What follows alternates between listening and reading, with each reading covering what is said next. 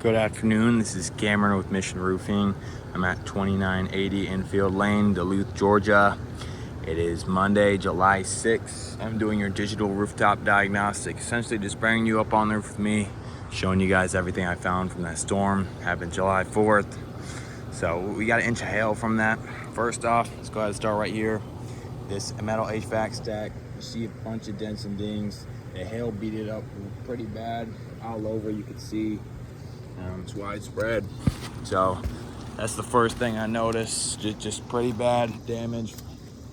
The HVAC stack. I went ahead and chalked out a 10 by 10, what's called a test square, just seeing how many hail and dents I could find in it. Found over 10, so let me go ahead and zoom in on one of these. We got this one right here. So you see that?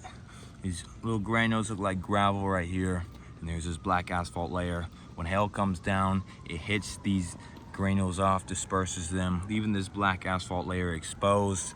Eventually, the UV rays from the sun, which it's really hot right now, so they beat down on this, eventually eroding it down to that fiberglass layer, all the way down to that wooden OSB, and then water, whenever it rains, could also erode this.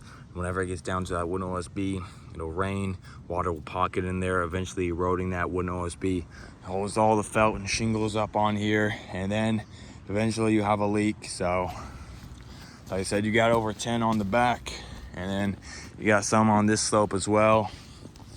Now, as well as these wind crease shingles right here, and you can kind of see this crease along the top. So what happens is wind blows up on these shingles so much, eventually it unseals them like it's unsealed right now, and lifts it past a 45-degree angle, creating this crease. So now what can happen is, see this material underneath, there's exposed nails where water could potentially seep in, eventually seeping its way down to that wooden OSB, eventually water pocket in there, causing a leak. Now you've got a bunch of wind crease shingles around this pipe boot, which is not particularly good because it could seep under that pipe boot, eventually get into that wooden OSB, just like everything else, eventually causing a leak. You've got widespread wind and hail damage all over the roof from that storm July 4th. So I'm gonna get down and get a game plan together.